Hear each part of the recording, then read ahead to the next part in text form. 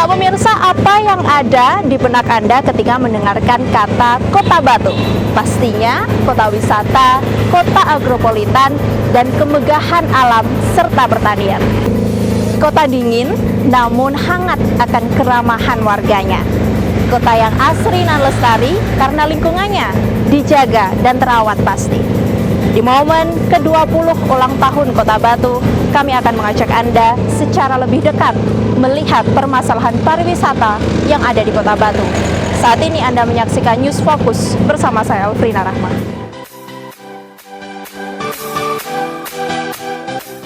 Kota Batu terkenal sebagai sentra pariwisata di Jawa Timur, mulai dari wisata alam, wisata buatan, wisata berbasis pertanian, hingga kampung yang disulap menjadi wisata edukasi. Puluhan hotel hingga destinasi kuliner lengkap tersedia di kota wisata Batu. Namun di balik gegap gempita Kota Batu sebagai kota pariwisata, terdapat sisi lain kota yang mungkin menjadi permasalahan sebagian warga. Akibat pandemi berkepanjangan, dampak hebat dirasakan sektor kepariwisataan. Ditutupnya sektor pariwisata nyatanya melumpuhkan perekonomian warga. Untuk melihat lebih dekat mengenai permasalahan ini, tim News Focus mewawancarai pelaku wisata di Kota Batu, yaitu Sujud Haryadi, selaku Ketua Perhimpunan Hotel dan Restoran Indonesia atau PHRI Kota Batu, sekaligus Direktur Utama PT Selekta. Dan pemirsa, untuk tahu lebih dekat bagaimana kondisi saat ini di dunia perhotelan dan juga pariwisata, saat ini saya sudah bersama dengan Ketua dari Perhimpunan Hotel dan Restoran Indonesia sekaligus Direktur PT Selekta. Ada Bapak Sujud Haryadi di samping saya. Assalamualaikum warahmatullahi wabarakatuh, Pak. Waalaikumsalam. Sehat hari ini, Pak? Alhamdulillah, yang penting sekarang sehat dulu. Pak, kita berbicara mengenai pariwisata. Sebagai Ketua PHRI, kondisi perhotelan atau pariwisata di Kota Batu saat ini seperti apa, Pak? Alhamdulillah ya, jadi kalau sekarang sudah jauh lebih baik daripada awal-awal PPKM kemarin. Ketika penyekatan mulai dibuka, jadi ketika sudah jalur-jalur perbatasan sudah mulai dibuka, ini sudah ada peningkatan. Dan bahkan minggu-minggu ini kami sudah bisa 50% okupansi hotel ketika di dalam weekend, tapi weekday-nya masih 20%, 15%, tapi ini sudah cukup bagus kalau melihat situasi pandeminya. Kalau dari normal ya jauh lah, tapi kalau dari situasi pandemi ini sudah sangat-sangat bagus. Alhamdulillah ya, jadi kita nggak bisa lagi berkelit dari aturan usia, jadi tetap kita menolak, sehingga tidak bisa kita bersiasat agar mereka bisa masuk. Tetap kita tingkat kunjungan lebih rendah dari yang seharusnya, seperti itu. Dan kita kebanyakan variable cost, jadi biaya kita biaya variabel. Jadi seperti artinya semakin banyak tamu, teman kita semakin banyak menjual makanan, semakin banyak biaya makanan. Seperti itu akhirnya terkoreksi. Ketika tamunya sedikit, kita untuk biaya bahan makan, biaya itu sedikit sekali. Tetapi ada biaya cost, fixed cost yang memang terpaksa kita kurangi, yaitu biaya gaji karyawan. Jadi untuk sementara gaji karyawan kita memang selama ya hampir setahun ini kita sudah gaji setengah karena untuk menghindari PHK. Dan alhamdulillah kita bisa menghindari PHK. Tapi kita menghindari PHK, tapi kita sama-sama kompak, kita gajinya setengah dulu bergantian. Dan kerjanya pun kita setengah bulan. Jadi kita hanya kerjanya setengah bulan gantian. Bahkan ketika PPKM kita nggak operasional kemarin untuk taman rekreasi dan restoran, kan hanya hotel, itu karyawan hanya kerja sepertiga, tapi gaji tetap setengah. Jadi kerjanya 10 hari, 11 hari, tapi gaji tetap setengah. Alhamdulillah, jadi sudah jauh lebih baik daripada PPKM awal kemarin ya. Jadi PPKM waktu kita benar-benar level 4 itu yang paling luar biasa beratnya bagi kita semua. Itu benar-benar memukul perhotelan. Jadi tingkat hunian itu benar-benar drop malam minggu, bang weekend gitu, itu 10%. Bahkan pernah sering kejadian kosong. Jadi waktu bulan Juli awal, jadi bulan Juli tanggal 3 mau ketemu PPKM itu sampai hampir akhir Juli itu sering kosong. Jadi Agustus ketika mulai ada pelonggaran PPKM, level mulai turun ketiga, itu mulai banyak wisatawan yang datang menginap, walaupun taman rekreasi belum buka. Jadi tapi pun itu masih 30% ketika weekend seperti itu. Dan sekarang weekend sudah bisa 50%. Sudah banyak juga kegiatan MAIS, jadi rapat, terus meeting, konven, semuanya masih sudah cukup banyak. Itu salah satunya adalah PPKM level 1 itu turun dengan percepatan vaksinasi. Pak Sujud, untuk karyawan di hotel di Kota Batu khususnya ataupun karyawan di Selekta dan tempat wisata yang lain sudah divaksin semua ya Pak kalau di Kota Batu sendiri? Alhamdulillah ya. Jadi kebetulan Bu Wali juga concern banget dengan kita pelaku wisata. Jadi kita PRI, anggota kita semuanya itu didahulukan. Jadi memang dikejar, didahulukan agar bisa cepat nanti siap dulu. Dan sekarang saya bisa ngomong pelaku wisata, baik itu di hotel, park, taman rekreasi, ataupun resto di Kota Batu yang tergabung di PRI, 100% tervaksin semua.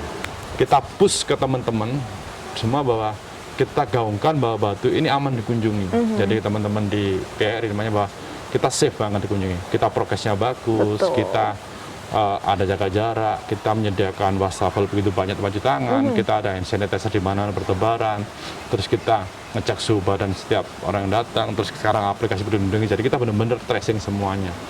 Nah, itu yang kami harapkan teman-teman semuanya di BRI, semuanya bahkan teman pelaku wisata yang lain yang bukan BRI pun menggaungkan ke seluruh penjuru Nusantara. Jadi bagaimana agar mereka masa safe datang ke Batu.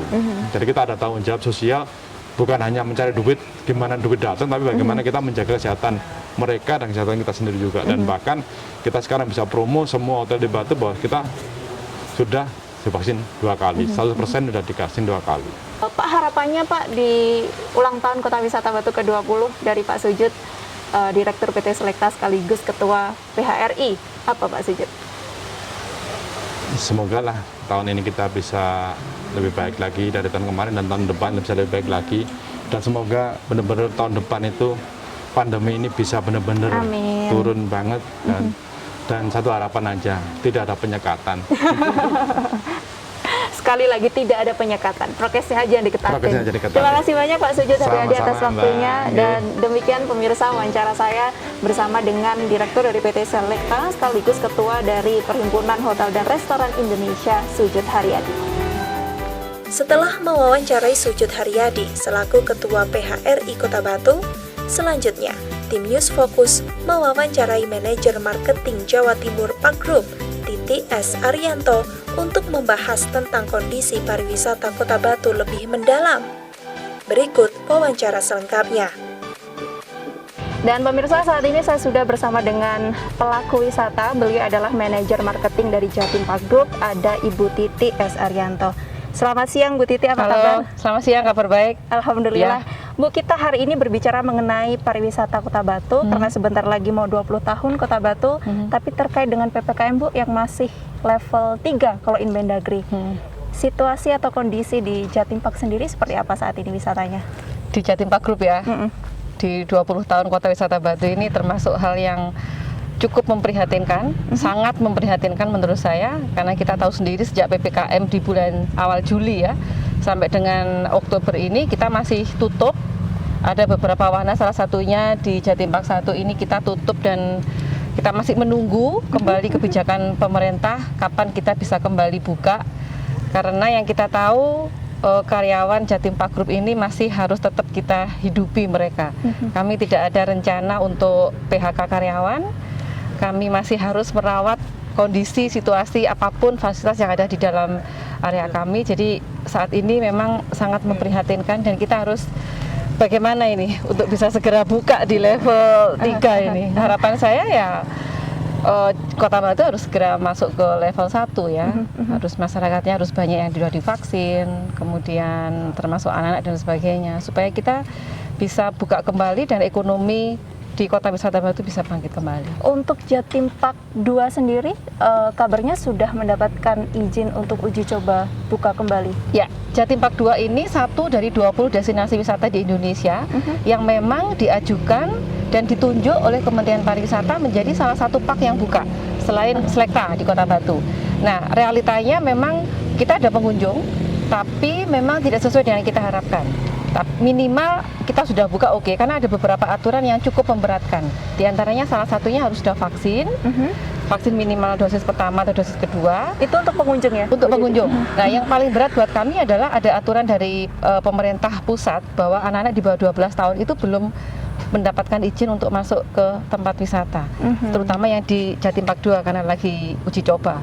Nah, ini masih menjadi kendala yang sangat serius buat kami. Nah, tapi hari ini kita akan ada meeting online dengan semua pelaku destinasi wisata yang diuji coba tadi, plus dari kementerian, dari Kemenkes juga, dari dinas pariwisata di kota dan kabupaten yang terlibat di 20 destinasi wisata. Kita akan evaluasi, kita akan lihat nanti kira-kira hasil dan solusi terbaik untuk kami semua akan seperti apa. Berarti hingga saat ini masih tutup, tidak ada pengunjung yang datang. Informasi yang kami terima bahwa Jatim Park Group mendapatkan kerugian miliaran rupiah, Bu Titi, betul? Saya tidak bilang kerugian, melainkan biaya operasional yang harus kita keluarkan setiap bulan untuk menjaga eksistensi semua destinasi wisata kami di 8 lokasi di Kota Batu. Itu kurang lebih 4,7 miliar setiap bulan. Setiap bulannya? Setiap bulan. Itu untuk biaya operasional, baik listrik, gaji karyawan. Karyawan kami belum ada PHK sampai dengan saat ini. Kemudian kita masih mempekerjakan 1.700 kurang lebih ya 1.700 karyawan dengan gaji rata-rata 50%. 50%. Dan meskipun saat ini tutup, nggak ada karyawan, mereka tetap kita gaji.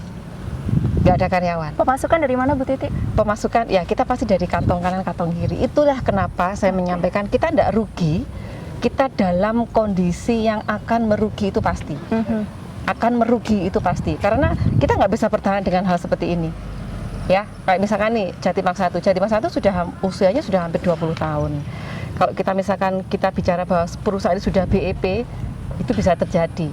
Tetapi kita juga ada reinvestasi, kita ada pembaharuan wahana, kita ada komitmen untuk selalu melayani dan memberikan wahana yang terbaru untuk para wisatawan kita. Ini menjadi komitmen kita mengupgrade setiap destinasi yang mereka melihatnya, ini udah kuno, udah lawas. No, kita pasti ada sesuatu yang baru.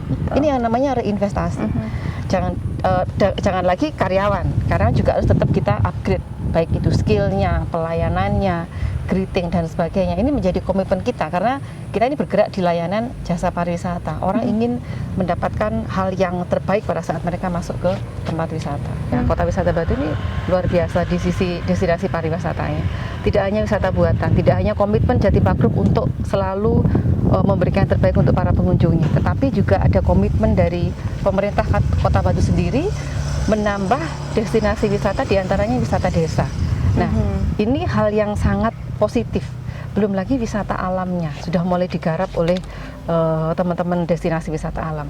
Jadi Kota Batu ini bisa jadi akan banyak sekali keragaman wisata yang otomatis orang akan lebih banyak untuk datang ke Kota Wisata Batu. Otomatis brand image Kota Batu sebagai sebuah kota wisata yang beraneka macam destinasi ya, mulai wisata buatan, wisata alam dan juga wisata desa ini bisa lebih terangkat secara nasional. Harapan saya seperti itu. Kita udah nggak bisa lagi kita bicara promosi apa ke internasional, udah nggak bisa lagi.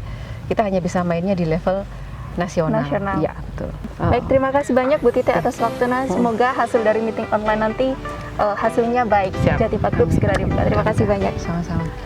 Dan pemirsa, demikian wawancara saya bersama dengan manajer marketing dari Jatim Park Group, Titi S. Arianto. Tak hanya pada sektor pariwisata skala besar saja, pelaku pariwisata kecil justru paling merasakan dampaknya. Di momen 20 tahun Kota Batu, segenap harapan tercurahkan demi mendulang pariwisata dan perekonomian warga. Harapan pelaku pariwisata skala kecil dan warga Kota Batu kami rangkum dalam Vox Pop berikut. Selamat ulang tahun di Kota Batu.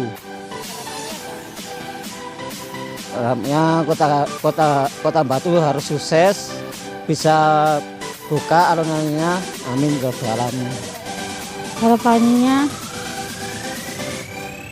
Kota Batu semoga sukses, kembali seperti semula, normal, dan sukses terus. Buat selamat ulang tahun Kota Batu. Ya, ucapan Kota Batu ya sehat dulu ya. Kota Batu saya sehat, ya. Di balik gemerlap kota wisata Batu, ternyata masih banyak masyarakatnya yang menaruh harapan terhadap kota Batu tercinta. Dirgahayu Kota Batu ke-20 tahun. Bangkit bersama, peduli sesama untuk Kota Batu berjaya. Dari Kota Batu, tim News Fokus ATV melaporkan.